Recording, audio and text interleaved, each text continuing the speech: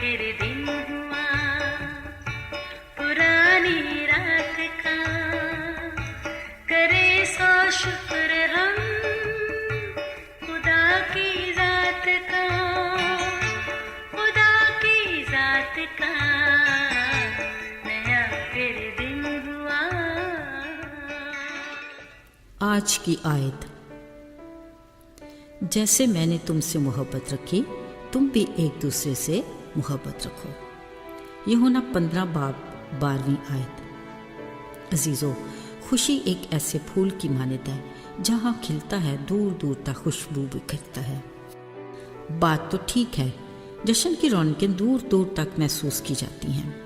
مزے کی بات یہ کہ خوشی میں اتنی کشش ہے کہ اس میں بن بلائے مہمان بھی شامل ہو جاتے ہیں جن کو خوشی سے تو کوئی دلچسپی نہیں، بس شوگر میلے سے مطلب ہوتا ہے۔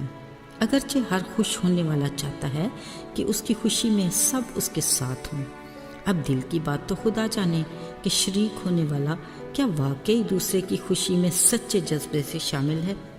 یاد رہے، اب کے دور میں اب حقیقت بناوٹ کے اصولوں کے پیچھے چھپ بھی جاتی ہے اور کاغذ کے پھول سے خوشبو بھی آنے لگی ہے۔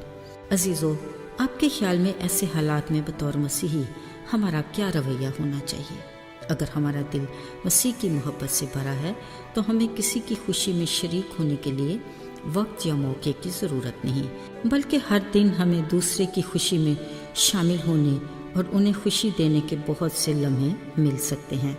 مثال کے طور پر کسی کی ہمت بندھانا، کسی کے کام کی مبارکباد دینا، اچھے کام کی تعریف کرنا، اپنے مددگار کو شکریہ کہنا، شادی بیاہ کی مبارکباد اور دعا دینا، سالگرہ کی خوشی کو محسوس کرنا وغیرہ۔ اصل میں یہ اپنائیت اور چاہت کے وہ انداز ہیں جو مسیح کی خوبیوں کی خوبصورتی کی عکاسی کرتے ہیں۔ عزیزو، دوسروں کی خوشیوں کو منانا ایک خوش کن عمل ہے۔ کلام میں بھی لکھا ہے، خوشی کرنے والوں کے ساتھ خوشی کرو۔ ایسا کرنا گویا خوشی کی خوشبو کو پھیلانا اور خوشحالی کے بیج کو بونا ہے، بلکہ ہم اپنے آسمانی باپ کے حکم کی تعمیل اور اس سے وفاداری کا اظہار بھی کرتے ہیں جس نے مسیح میں ہمیں ہلاکت سے بچا کر ہمیشہ کی زندگی کا وارث بنایا۔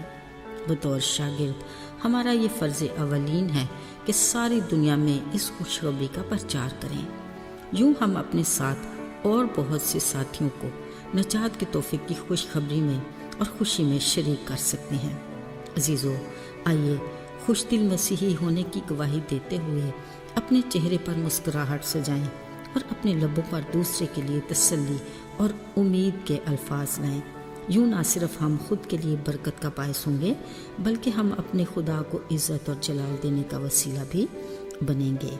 عزیزو، بلا شبہ مسیح کی محبت سے بھرپور ہمارا بولا ہوا ایک لفظ بھی دوسرے کو خطرے سے نکال سکتا ہے یا کسی مصیبت زدہ کو سہارا دے سکتا ہے اور پریشان حال کی تبدیلی کا باعث بن سکتا ہے۔ یوں ہم دوسروں کی خوشی کا سبب بن جاتے ہیں۔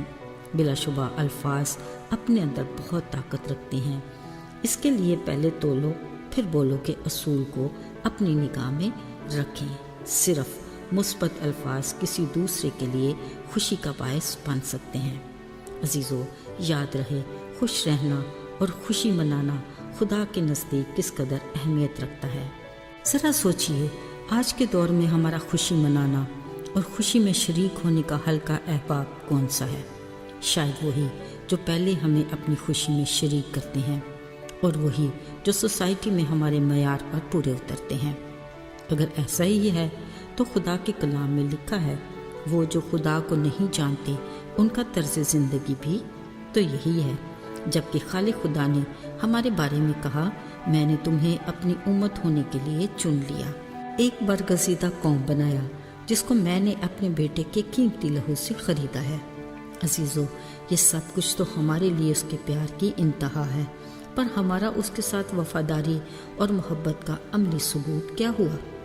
آئیے آج ہی ہم خود سے وعدہ کرتے ہیں کہ ان کو گلے لگائیں جن کو ہمارے پیار کی اصل میں ضرورت ہے، ان کو اپنی خوشی میں شامل کریں اور ان کی خوشی میں شریک ہوں جو اب تک خدا کی محبت کی حقیقت سے بے خبر ہیں۔ آئیے دعا کریں۔ اے خداوند خدا، مجھے توفیق دے کہ ہم دوسروں کے ساتھ مل کر ان کی خوشی کو بھرپور طریقے سے منا سکیں۔ ہماری گفتگو، کردار، مزاج کو مسیح کا ہم شکل بنا۔ یسوع کے نام میں آمین۔